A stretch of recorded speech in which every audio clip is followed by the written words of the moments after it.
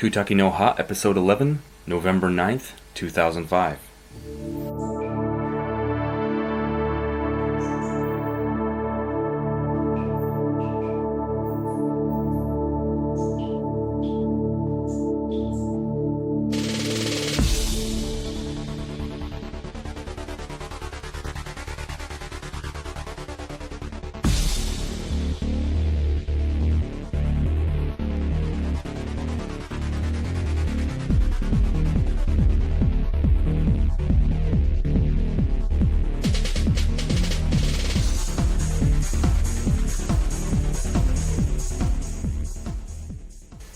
Irashaimase!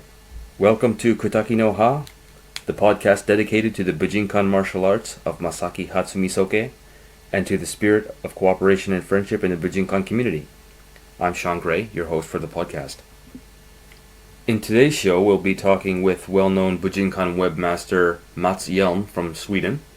But before that, I'd just like to thank Josh from the US and Tony from the UK for sending in their feedback and suggestions to the feedback address at podcast@kutaki.org. One of the suggestions that they both had was that we include a Japanese word for the day on the podcast. And so today we'll start off with the word I used to introduce the show, which is irashaimase. This is a word which means welcome in Japanese. It's a very polite word, so it's often used by shopkeepers and clerks and staff in stores.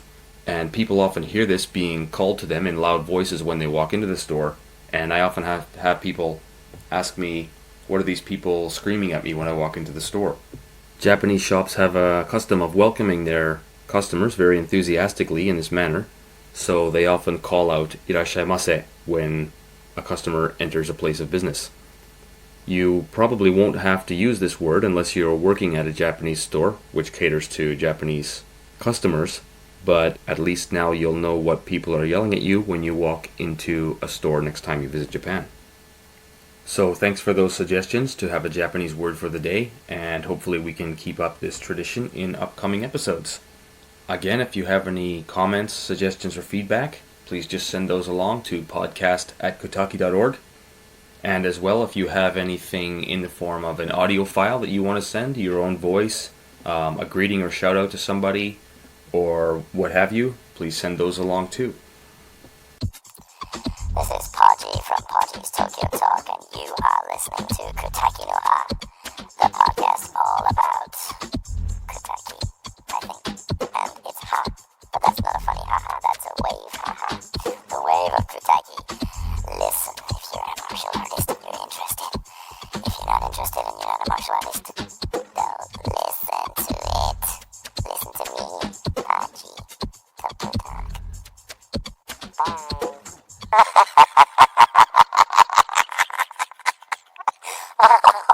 It's just too stupid. Nothing stupid at all about the interview we have coming up with Mats Helm from Stockholm, Sweden. I was in Stockholm recently and did some training with Mats at his place and had the chance to talk to him a little bit about his role in the early internet days of the Bujinkan, as well as his training in his dojo. So without further ado, here's that interview. Hi Mats. Hi, How are you tonight? I'm fine. Thank you. Thanks for being on the podcast. Thank you for having me. I was wondering if you could tell us a bit about how you got into training. I know that I've asked this question to other people on the podcast, but you've been around for a while, and with the website and everything, I think that people would be interested to know about kind of your history and things.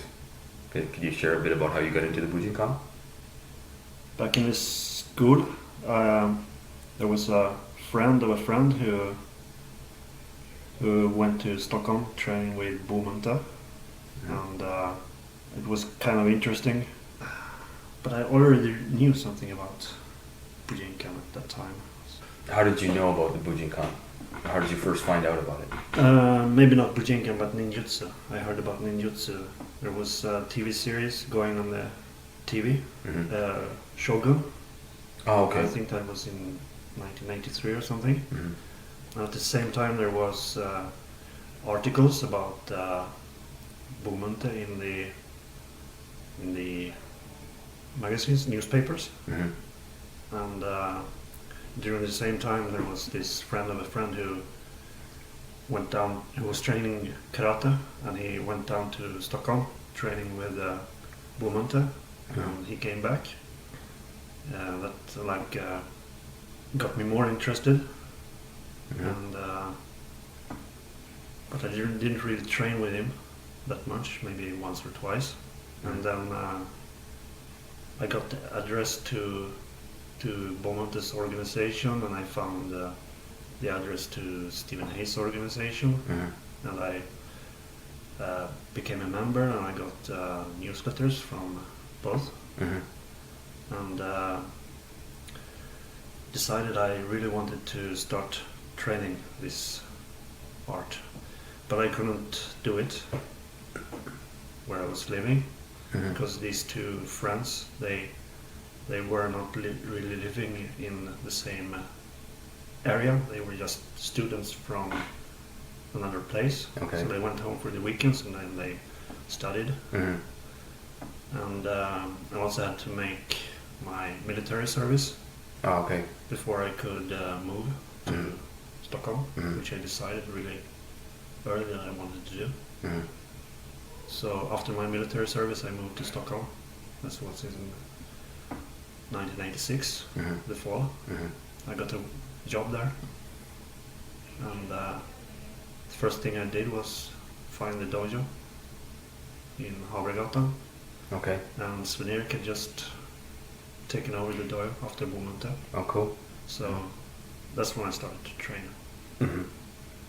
And how did you said you're a member of, for example, Stephen Hayes' newsletter, or his organization, which you kind of pay yearly subscriptions to or whatever, right? And you get a newsletter, that kind of thing? Yeah. Because I think actually I did that for a year back in the mid 80s as well. Yeah.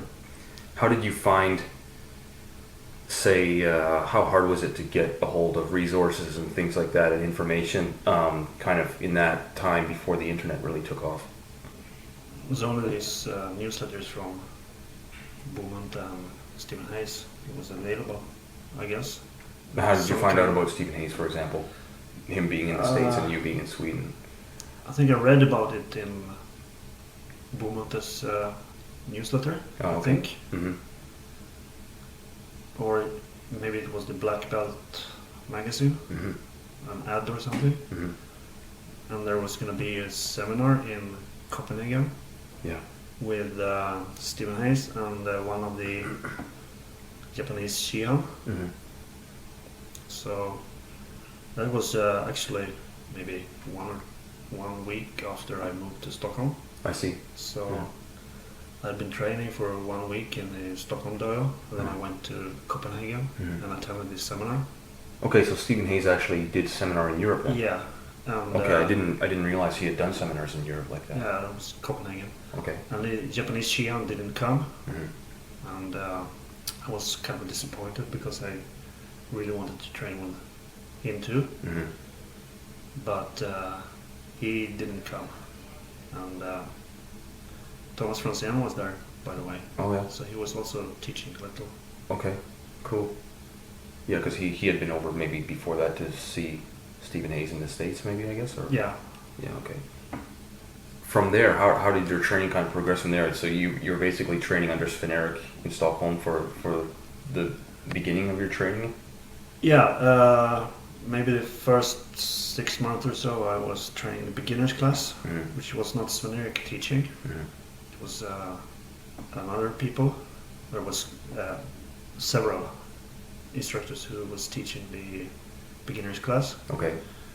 And also the first half year, the job I had was during the evenings, so I could only train for Sundays. Yeah. The first months. Then I got talked with my employer, and I finally got a day job, so I could train. Oh, okay. 6 times a week during the evenings. Wow, 6 times a week. Okay, so you really jumped into it. 5 or 6 times. Yeah. Cool. And a year later, I was graded. I didn't take any grades or no one asked me, and I didn't ask, and I got my first grade 1 year later, I think. And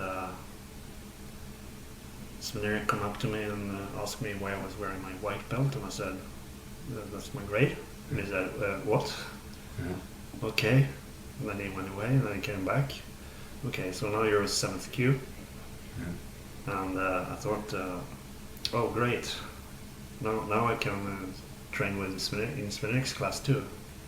So I started training with Sven-Erik from that time. Okay, cool. 1 year after I moved down to Stockholm. And I continued to train with Sven-Erik until the end of '89, I think, when he moved to Malmö. Okay, in the south of Sweden. South of Sweden, yeah.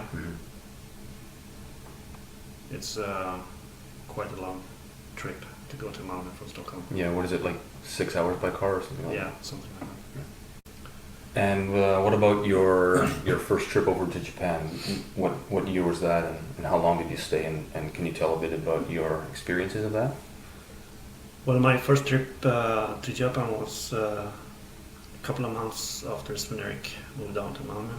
So I went there in January 1990, and I stayed there for. My original plan was I was going to stay there for 3 months. But I only stayed there for 6 weeks because I didn't have any money left. I had to go home again. I think that's a common situation for people when they go. The finances drain out quite quickly. Yeah. Even for people that move over, the most common thing is to not have enough money beforehand, for sure. What about your experiences, your training experiences at the time, or say your impressions of Japanese, the country and the people and the life or whatever in those first 6 weeks that you were there? Well, when I came there, it was snow, and as I was waiting to get to the hotel, I thought it was more kind of like a hotel, so I was just waiting to go to the hotel, and I was carrying this heavy bag and waiting to come to the hotel and get inside and get warm. And when I got there, I realized there is no heating. So it was freezing outside and it was freezing inside. So it was in Noda, was it? Yeah. And this was like that big place that Ishizuka sensei had. Ah, okay. All right. So you stayed there the whole 6 weeks that you were training? Yeah. It was only for the last couple of weeks it was getting better weather. It was really warm and perfect weather. Like 15, 20 degrees. Oh, okay, so it really warmed up. Yeah. Okay. And I had to go home. Yeah, just when it was warming up. Well, what about the training at the time? It was your first time to Japan, and what were your training experiences like? The training was, of course, it was really good. It was my first time. I think it was some kind of Shinofudryu theme, if I remember correctly. Any specific memory that sticks out in your mind from that time? Yeah, the first training with Hatsumi Sensei was he was starting the training by talking for maybe 5 or 10 minutes about that you should feel more confident in your training, and I was a very insecure person at that time, and I probably still am, and it felt like he was talking to me, and I had never met him, and I was at the training, and he came in through the door, and he didn't see me. It was my first training. Then he was starting to talk like 5 or 10 minutes, and it felt like he was talking to me about your insecurity. You should feel more confident and like that. And I sat next to my training partner, which I followed to Japan, and he was whispering this in my ear, and what's he talking about? And I felt like he was talking to me. It was very strange. Maybe I was feeling insecure when I was there. Maybe he picked that up and felt it necessary to talk about that. Maybe. And did that change at all during the 6 weeks that you were there? Did you start to feel a bit more comfortable? I think it helped a lot. I think so. Yeah. And that was in 1990, right? January 1990. Yeah. And how many times have you been to Japan now altogether? My second time was in 1998, I think. And since then I've been there 1 or 2 times a year. Last year it was 3 times. So I don't know, maybe 15 times, 10 or 15. I don't know. Okay. And in your opinion, has the training in Japan changed at all over the period of time that you've been traveling to Japan? It has been new themes every year, but I don't know. I can't see that big difference in training, even from the first time I was there. Yeah. I think it's the same feeling, the same kind of approach to teach from Soke and the Shians. And of course I've seen them improve themselves, getting better. But the training is about the same, but maybe better today, of course. Yeah. As they all improve and get better. Yeah. The only big difference is that when I was training there the first time with Noguchi Sensei, we always did breakfall rolling at the beginning of the class. Okay. And I never done that since that with him. Okay. So the only Shion that teach breakfalling today, what I know, is Shiraishi Sensei. Yeah. I know that you organize a lot of training seminars and things like that, and you've been very instrumental in doing that, especially in Sweden. Now that Hatsumi Sensei is no longer training overseas, how do you kind of view, do you view kind of seminars as being more important now that Sensei is no longer traveling abroad, or how do you view like the importance of, say, your annual Kaigo Suru seminar in light of the fact that Sensei is no longer traveling abroad? Do you think the fact that there are no more overseas Taikai makes local seminars with local instructors, or even like international seminars like the Kaigo Suru seminar, do you think it makes those like more important, or what kind of, say, role do those seminars play for the Bujinkan community, say, especially now that the international community is not being brought together by Taikai by Hatsumi Sensei? Well, about the Kaigo Suru, I think it's important that both beginners and more advanced practitioners get together and meet other people who's training from different areas, different countries even, and that they can train with many instructors who are good. So yeah, it's like Taikai. You meet other people from other countries, from other dojos, from other training groups that you wouldn't meet otherwise. So that is of course important. You meet and train with other people. As far as Soke is not going outside anymore, outside Japan, I guess there was these kind of seminars before too, when Soke was still traveling abroad.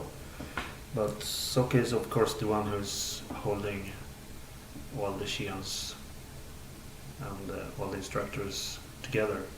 to say? Well, it's important for the instructors to work together, to share, because not everyone is living in Japan and training the whole year around. So if you can't go to Japan and be there for the whole year, you're probably going to miss a lot of training. Yeah. But if we can meet together, all the instructors that has gone to Japan and train, we can help and share the knowledge between us. And I think that's quite important. It's also good for maybe the beginners to see good instructors who all instructors teach different, and some instructor may appeal one more than another. And yeah, I agree with your thoughts. I think these kind of like group efforts with different instructors are really important and valuable training opportunities. A lot of people kind of know your name in association with the website or websites that you have up, and I know that for myself, when I first kind of got online with the internet in 1995 and I was searching around for Bujinkan related material, there were next to no sites or resources that I could find, but yours was basically one of the only ones I could really find online at the time. And so that was quite interesting, for me, and helpful for me when I was in Vancouver. So could you tell us a little bit about kind of how you got started with, say, Bujinkan stuff online? I don't know if you had like a BBS before the website was actually, like before the web actually became what it is now, or can you tell us a little bit about like the history of your web projects and kind of how they evolved and what they're like now? I think it all started with Feedonet. I had my own BBS. Well, what year did you get started with that? 92, 93, Okay. maybe. I also started my own network, martial arts network, I call it, Manet. And during the same time, I also got online on Compuserve, which was, I had to phone up another BBS, which was online. There I could download messages and read. There was a martial arts discussion forum on that BBS, but there wasn't that much traffic on it. So I started this martial arts network, and I think there were 11 bulletin boards connected to that network Cool. at the time. But not many of them was really martial artists. They were just interested in being in the network. Yeah. So Yeah. it was kind of slow. It didn't happen much on that network. Okay. And how did that kind of develop into your first, say, like internet website? And what was your first website called, and what was it about? I don't remember what I called it. I just made a website about Bujinkan. And I think when I got my internet connection, I searched for Bujinkan, and I couldn't find anything. I found one website mentioning Bujinkan, but it was only one page, and it was some guy, I think his name was Shawn, I don't know. Okay. Never heard that name after that. But obviously he was practicing Bujinkan somewhere, but there was no information on it at all. So I was interested in learning doing websites. As I was practicing Bujinkan, that was my big interest. It was quite natural for me to write down the notes I had about Bujinkan and sharing that, which I got from my BBS. I also got text documents sent to me on my BBS, which I used on the website. Okay. And so how has that kind of developed now, like years later? I think you have like a few different domains going on. Can you tell us a little bit about like what websites you have now and what the specific functions of each one is? My own personal website about me and my training and my seminars and what I do in Bujinkan is my keshi.com website. KESSHI? Yeah. .com? Okay. Yeah. And that's website is about me and my training. Mm-hmm. Then I have the Doyo's website, kaigosan.se, and kaigosan.com. It's the same website. Okay. And then my kabuto.nu website, which was more like a website for everyone. Mm-hmm. There was seminar advertisements and forum and links to other websites and stuff. But that website is actually linked to my Keshe website now, Mm-hmm. but I'm gonna work more on the new forum and the community website called, domain name is budotayutsu.net, Mm-hmm. which is Budo and the Hyphen? budo-tayutsu.net. Okay. That's my new website project with the community, Mm-hmm. where I'm gonna put up, where let people advertise for seminars, forums and stuff. Cool. So, but the goal with that is to have some. Well, I registered the domain, and I hope that there are more people willing to help with administrating the website, because Mm-hmm. I don't want to.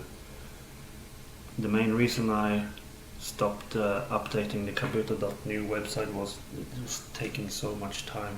Mm-hmm. I was getting so many emails about people asking about stuff that they could really find on the website, Mm-hmm. and it just took more and more time. Yeah. So that website started to die. I didn't do anything with it, Mm-hmm. and now when it's dead, I guess some people miss it, Mm-hmm. and there was just so much misinformation on that website, and I don't really want to make that same mistake again. Mm-hmm. Let's say for example, all the history stuff on it. Yeah. Not everything is really correct, and Yeah. maybe it's better to not have the information at all if it's not correct. Mm-hmm. Mm-hmm. So with this new website project, I hope I get more help with the forums, and I will eventually put up some articles, Mm-hmm. which I have from the old website. Okay. I think I will do it in PDF formats or Oh, nice. with pictures and stuff like that, so I can decide how it will look like when you print it out. Yeah. Yeah, because your old knowledge base on the Kabuto one was quite extensive. You had a lot of stuff on there. Yeah. And I think if it was all done in PDF, it sounds like a lot of work, but it sounds like it might be really a nice resource Yeah. if you can do that. Maybe like a newsletter in the beginning. Mm-hmm. But I also want to have the search functions Mm-hmm. Yeah. available. Yeah. Well, we'll certainly let people know on Kutaki as well when you have that going, and be sure to link to it and send people over there to check that out. Yeah. Yeah. Well, the website is up and running now. Okay. Since 11 people registered so far, I think. Oh, I see. Okay. So I didn't make a big announcement about it, so, Mhm. because there might be some errors on it, Okay. trouble or logging in or anything. So it's in kind of beta testing. Is that kind of? Yeah. Well, it's also kind of test to see if there is an interest for it. I see. So if many people log in and start engaging in the forums, Mhm. the few forums Mhm. which are there, Mm-hmm. that might encourage me to work more for it. Mm-hmm. Well, it'll be interesting to see how it develops, for sure. It sounds like it could turn into a very interesting project. Yeah. Yeah. But it could also take a lot of time until it gets Kind of. interesting or anything. Yeah. But Yeah. I decided I'm not gonna do it all by myself this time. Well, I mean, you yourself have put a lot of energy into making information available just from your own efforts over a number of years now, so I can understand why you might be getting a little tired of doing all that by yourself.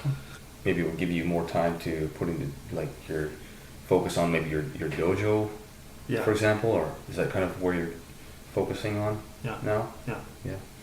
And so in your, I know you've put out some DVD material on different seminars that you've done yourself, and the Tenchijin DVD that you have with the manual for it and stuff too. It's quite an interesting resource, and I was wondering if you could maybe mention some things in actual training, in the dojo, and training things that you think are important or very key for people to keep in mind in training, say basics, for example. The basics is important. Okay, what are the basics to you? Well, to me, basics is break falling, ukemi, sanshi no Kutaki and Appo. Also, the whole stuff from the Tanryaku, also the Shiryaku, it's important. The Jinryaku might not be as important as the Ten and Shi, in my opinion. Jinryaku is like any seminar you go to with someone that's teaching. They're teaching techniques from this year's theme, for example, Kyokuryu. That could as well be it's the same as the Jinryaku. So I think the most important is the Tanryaku, and Shiryaku is also very important. And do you have those included in a syllabus for your dojo, for your students? Yeah.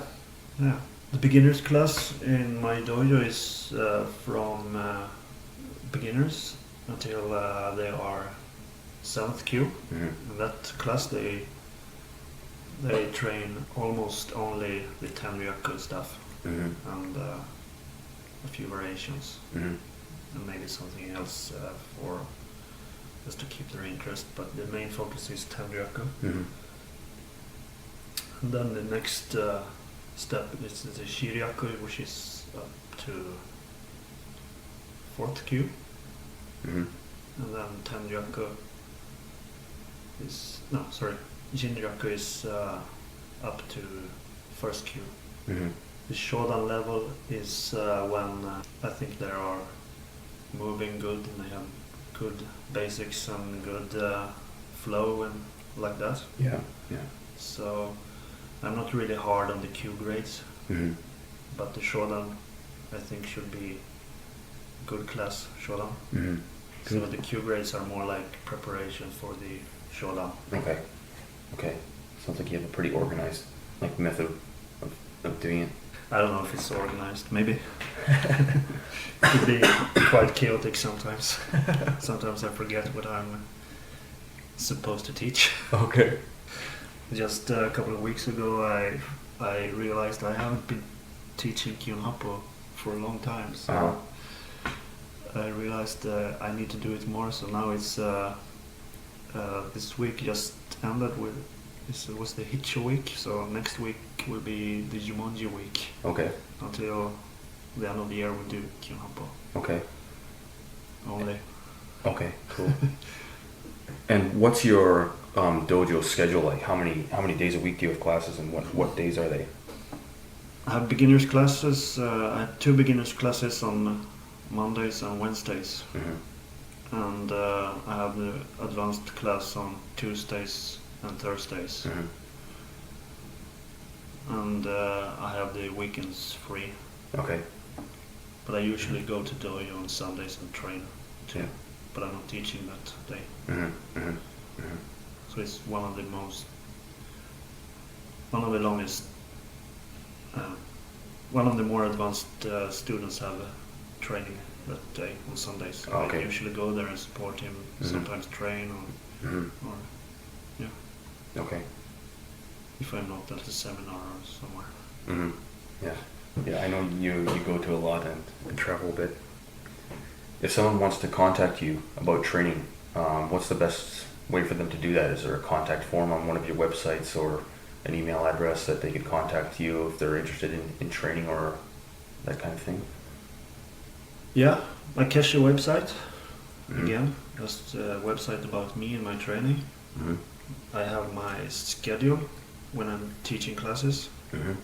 during the weeks, Mm-hmm. and also a list of the seminars that I personally will teach, or the seminars I will just be there for training myself. Mm-hmm. So that's the best way to see where I am at the moment. Okay. And the address And there is again also a contact form on that website. Kabuto@keshi.com is working. Okay. Keshi again is KESSHI, right? Yeah. Kabuto@keshi.com. Okay. To close off the interview, is there anything that you would like to say to people? Do you have like a greeting for the Bujinkan community in Swedish, for example? Happy training. Okay. And how do you say happy training in Swedish? Most English sayings that are quite cool sounds kind of silly in Swedish. Okay. So Okay, we'll just leave it at happy training then. yeah. Okay. Well, thanks very much for joining us, and hope to talk to you again sometime. Maybe when you're back in Japan visiting, or maybe when I'm over here. Thanks a lot for sharing with us. Thank you. That's Mats Helm from Stockholm, Sweden, and thanks once again to him for being on the show. Before we close off this episode, I wanted to just say a word to everyone who is participating in the forums at kutaki.org and encourage everyone to do their best to keep discussion focused and on topic. And reading the FAQ is never a bad thing, as some people do not seem to do before they subscribe. So we really encourage people to read the FAQ. Doing so can prevent your account from being deleted, for example, if you don't have your full name in your user profile. So please pay attention to the FAQ and read it before you subscribe with a user account and start posting. Please also note that the Kutaki no Ha podcast is now listed at podcastalley.com. That's podcastalley.com. And there's a search function on the left side of the screen there, and if you just type in Kutaki, the Kutaki no Ha podcast will come up, and you can leave comments and vote for the podcast. So if you feel so inclined, please vote, and we'll see what the popularity of the podcast is. Thanks again to everyone who has sent in feedback, and we look forward to getting more feedback from people at podcast@kutaki.org. In the meantime, we'll say good night. Thanks for listening.